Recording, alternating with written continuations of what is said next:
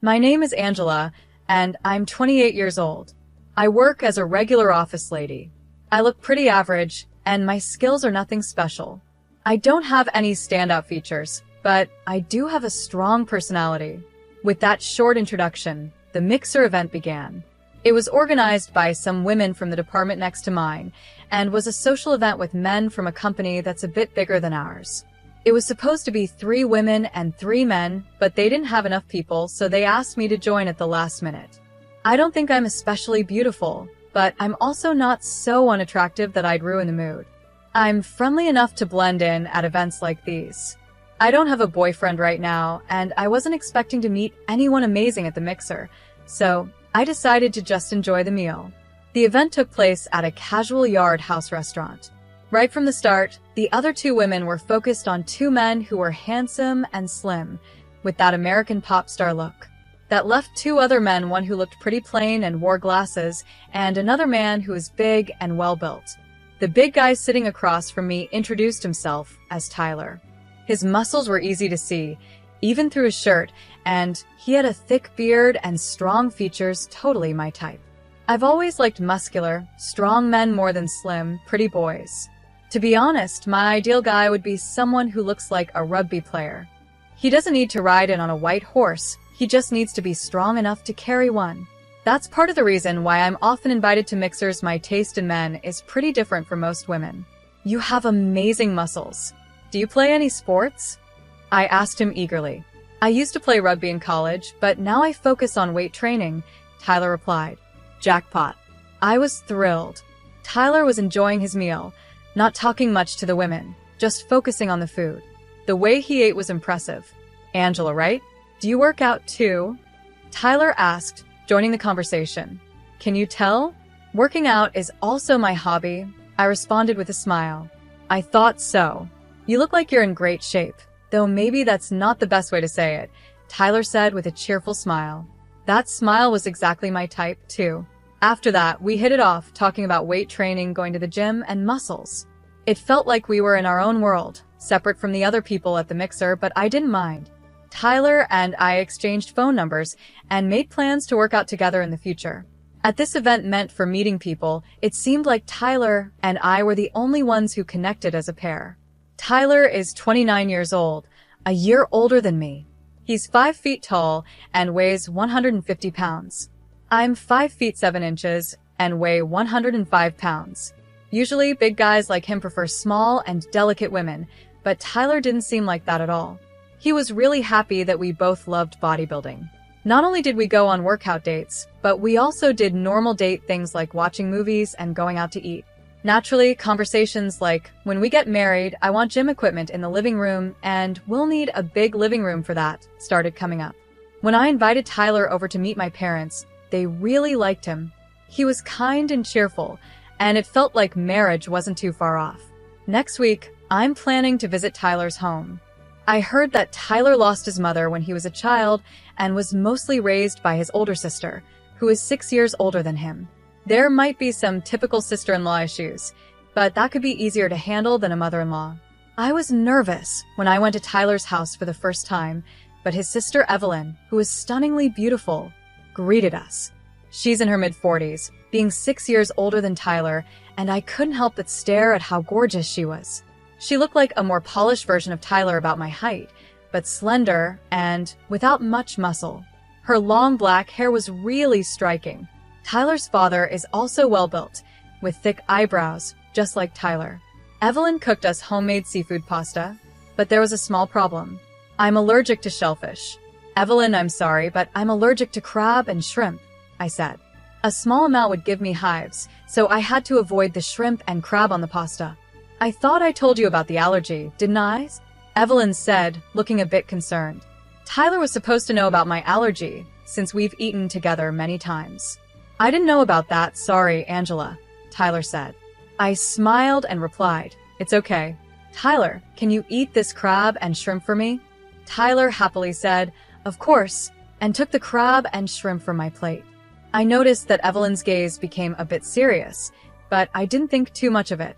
I'll be more careful next time, I said, trying to smooth things over.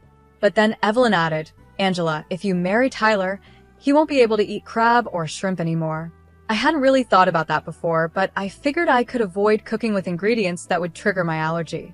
I started feeling a bit guilty when Evelyn said, "It's really a shame because he loves them so much." Was she blaming me? I felt confused.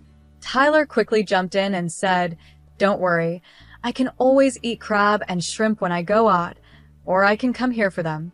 During the rest of the visit, Evelyn kept mentioning how much Tyler loved crab and shrimp as a kid and that she would keep making them for him as long as she's cooking. Her comments made me feel a bit unwelcome. Later, when she saw Tyler off at the door, Evelyn said, "Even after you're married, you're always welcome to visit." It felt like she was hinting that I was somehow taking Tyler away from her. On the way home, I told Tyler, "It seems like your sister doesn't think very highly of me. I didn't know you liked crab and shrimp so much." I was feeling a bit down, but Tyler reassured me. "Yeah, I like them, but don't worry about my sister. She just cares a little too much about what I eat because it's really important to her." Tyler explained that Evelyn had taken on a motherly role after their mom passed away, which might be why she's so involved in his life. He thought she might have a bit of a sister complex because she's been both his sister and his caretaker for so long. Evelyn has a very handsome boyfriend named Adam. He's actually more attractive than some celebrities, and women often swoon over him. Personally, I don't find him all that charming. Adam is 31 years old and owns a nightclub. When Evelyn was working, a coworker took her to the club where Adam was the top bartender. His job involved charming women to earn tips, but he fell for Evelyn and eventually decided to start his own business. Adam really loves Evelyn, and even Tyler's father, who was originally against the idea of her dating a bartender, has accepted him now that he owns his own nightclub. "I even work out with him sometimes," Tyler said. "He wants to build some muscle, but nothing too extreme." Tyler explained that he and I sometimes go out to eat with Evelyn and Adam. Once, while I was about to add lemon and sauce to Tyler's fried shrimp, Evelyn suddenly raised her voice and said, "Wait, Tyler likes ketchup on his fried food." Tyler calmly replied, "Don't worry, Angela suggested I try the lemon and sauce, and it was really good. Ketchup is great, and tartar sauce works too, but lately I've been enjoying lemon and sauce." Even though Tyler seemed fine with the change, Evelyn's face showed she wasn't happy about it. This didn't just happen with food, though. Whenever Tyler showed interest in things that I introduced him to, like foreign dramas, or when he started changing his style of clothing, Evelyn seemed upset. It was as if she didn't like seeing him change.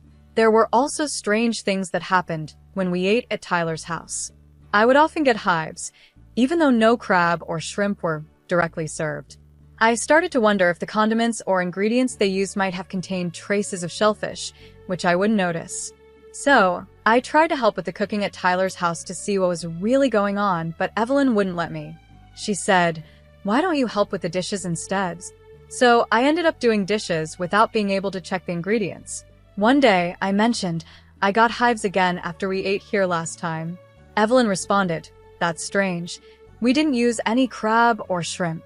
Could it be that you have other allergies, Angela's?" It felt like she was blaming me for the problem. She even added, "If you have so many allergies, it's going to be hard for you to cook for Tyler. I'm worried about him." She seemed more concerned about Tyler than about me. For the record, I don't have any other allergies. I've had thorough allergy tests done before, but even after I told Evelyn this, she didn't seem convinced. I started to realize that this wasn't just about her not liking me. It felt like she didn't want to let Tyler move on from her. However, Evelyn is already 34 and has a serious boyfriend, Adam. It doesn't make sense for her to stay so attached to her brother, especially since she's clearly in love with Adam. I've been thinking that maybe Adam could help resolve the situation. After all, shouldn't Evelyn and Adam be thinking about getting married themselves? It's time for them to move forward too. I asked Tyler about it, and he said, "I've talked to her many times, but she says she can't think about marriage until I'm settled and married." It seemed like Evelyn might be delaying her own marriage because of Tyler. Then something unexpected happened. One day, Evelyn and Adam invited us over for a meal. Right after Tyler excused himself to go to the bathroom, Evelyn stood up too, saying she needed to step out. A little later, Tyler came back, supporting Evelyn, who was holding a handkerchief to her mouth and looked like she was in pain. Adam immediately stood up and asked, "Are you okay? I'll take you home." But Evelyn refused and said, "It's fine. We've already ordered the food, so enjoy yourselves. I'm going home with Tyler." So they left together, leaving Adam and me alone. It felt a little awkward, but since it was a fancy Italian meal, we tried to enjoy it. Then, out of nowhere, Adam looked at me and said, "Angela, you're unique, very creative, and lovely." As a former bartender, he knew how to charm women, but what shocked me was what happened next.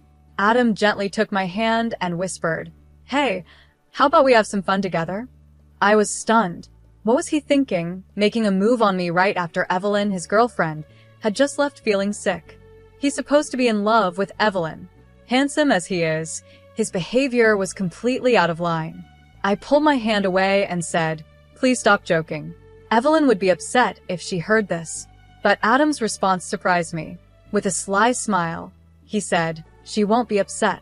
I couldn't believe it. I quickly made it clear, I'm not interested in good-looking guys, and firmly rejected him. Adam just laughed and said, "You're interesting, Angela," without showing any offense.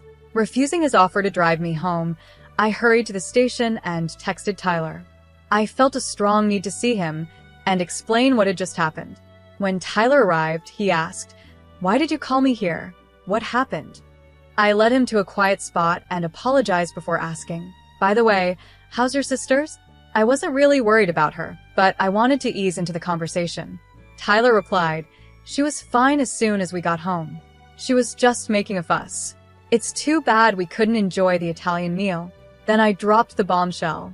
After you left, Adam made a pass at me. Tyler's usual calm expression turned serious. "What? Why?" "He's supposed to be with my sister," he said, clearly shocked and confused. "That's what I said." I told him Evelyn would be upset, but Adam said she wouldn't be. "What does that even mean?" I asked. "That's really bad." Tyler murmured, deep in thought. The story he shared next was surprising. He explained that whenever he introduced a girlfriend to his sister, the relationship would end soon after. The reason for the breakups was always the same. The women would say they had found someone else. Once, I saw an ex-girlfriend getting cozy with a man who looked like Adam. It was from a distance and he was wearing sunglasses, so I thought I was mistaken, Tyler said. Hearing this, I was shocked. It seemed like Evelyn might have been using Adam to break up Tyler's relationships. This was too serious to brush off, so I decided to be direct with Tyler. I told him how I often got hives after eating meals cooked by Evelyn and reminded him that I only have an allergy to shellfish, nothing else. I understand that she wants to keep you close, but we can't be happy in this situation, and it's not good for her either, I said. Tyler sighed and replied, "Yeah, you're right. I'm really sorry, Angela. I never thought my sister would go this far." He was clearly shaken, but I had to be honest with him about how I felt.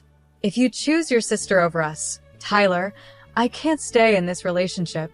Tyler responded without hesitation, "I choose you, Angela. We'll face my sister's issues together. Once we move out, she won't be able to interfere." He added, with a bit of relief, "I'm really glad you're not into handsome men. It wasn't my fault I got dumped before." We both laughed a little, and it felt like our bond grew stronger. From that point on, we were moving toward marriage. I decided not to visit Tyler's house anymore, and keeping some distance from his sister meant she couldn't interfere. Our wedding preparations were going well, but I couldn't help feeling anxious. A quick search online revealed so many horror stories about things going wrong at weddings and receptions. I wanted to be prepared for any surprises. During a meeting with our wedding planner, I asked how often things go wrong at weddings. Sensing my nerves, the planner kindly asked if I had any specific concerns, which allowed me to open up and talk things through. Hoping for the best, I prepared myself for the big day. On our wedding day, I went into the dressing room feeling excited, but what I saw left me in shock. Evelyn was there, furiously tearing apart my wedding dress with a large cutter knife. Around her feet, there were trampled accessories scattered everywhere. I had expected she might try to sabotage the wedding, but I thought it would be something like spilling water or coffee on the dress, not this. I never thought she would actually cut the dress with a knife. It's all ruined now, what a shame, Evelyn said, a smile on her face. But I stayed calm and said, it's all rentals anyway. Most people don't buy expensive custom-made dresses for weddings. Her smile faded a little. What? But you can't have a wedding without a dress, she exclaimed. That's why I have a spare dress prepared, I replied calmly. I liked the one you ruined more, but I'll just wear the other one. Just then, there was a knock on the door, and Tyler walked in. He froze when he saw the scene. Evelyn, why would you do this? He asked, clearly shocked. The wedding planner, who was with me, said, all these dresses and accessories belong to the venue. Should I report the damage to the police? Tyler quickly replied, we'll cover the costs. I don't want a criminal in the family on our wedding day. When Evelyn heard the words criminal, she finally seemed to understand the seriousness of what she had done. She started yelling, criminal? What are you talking about? I'm just against this marriage. Too bad, I said, but we're already legally married. We're officially a couple, so canceling today's ceremony won't change anything. Evelyn looked shocked, then collapsed to the floor, murmuring, no, that can't be true. It's a lie. Tyler knelt down beside her and gently said, please stop, Evelyn. I don't want to hate you. At his words, she broke down, crying like a child, calling out for him. Tyler's. Asked Tyler to take her out of the dressing room so I could fix my makeup and change into the spare dress. By then, both our families had arrived at the venue, and even Adam had shown up. I can't believe she actually did it, Adam said, which made me wonder why he didn't stop her if he knew what was coming. But maybe he didn't want to intervene, since he had been an accomplice in other situations. I left Evelyn in Adam's care, still unable to stop her tears. Tyler and I explained everything to our parents. Although there was some panic at first, our calmness helped ease the situation. We decided to focus on getting through the wedding and reception as smoothly as possible. During the wedding, Evelyn kept crying, and at the reception, she constantly wiped her eyes with a handkerchief. People who didn't know the full story thought she was just sad about her brother getting married, and they looked at her sympathetically. Despite the drama, we made it through the wedding and reception. That night, we stayed in a hotel downtown before flying to Hawaii for honeymoon. We had a week-long culinary tour ahead of us, and Tyler's comforting words kept playing in my mind, reassuring me everything would be fine. I don't want to dislike you any more than I already do, Tyler had said to Evelyn. It seemed like those words were the greatest punishment for her. 5 months later, Adam visited our new home, bringing a huge bouquet of flowers as a gift showing his usual charm with women. Since the wedding, Tyler hadn't returned to his parents' home, so he hadn't seen his sister. Sometimes she would try to contact him, but Tyler kept his distance, refusing her calls. However, I could tell he was still worried about her. When he asked Adam how she was doing, the reply was unexpected. Actually, I've been thinking about breaking up, Adam said, catching Tyler by surprise. What? Tyler exclaimed. Adam explained. After that incident, she's just not the same anymore. I used to love her because of how hard she tried for you. His words were vague, but I got the feeling Adam was tired of the whole situation. Still, I thought it might be better for Adam to stay with her without him. Who knows what she might do next? Maybe she'd get married and have kids. If she has a son who looks like Tyler, she might regain her old self, I suggested, trying to protect our peaceful life, especially now that I was pregnant. I couldn't help but feel anxious about what Evelyn might do if we had a boy who resembled Tyler. To my surprise, Adam was thrilled by the idea. I hadn't thought about marriage before, but I'll consider it. Thanks, he said enthusiastically. And just a month later, Adam and Evelyn registered as a married couple. His quick decision-making as a former bartender was astonishing. Not long after, I gave birth to a baby boy who looked just like me, which came as a relief. I knew Evelyn wouldn't be interested in him. Though I hadn't been very into the idea of having kids before, I quickly grew attached to our son and appreciated how special he was. I could now understand, in part, Evelyn's strong attachment to Tyler. One day, Tyler told me, "Angela, don't turn out like my sister."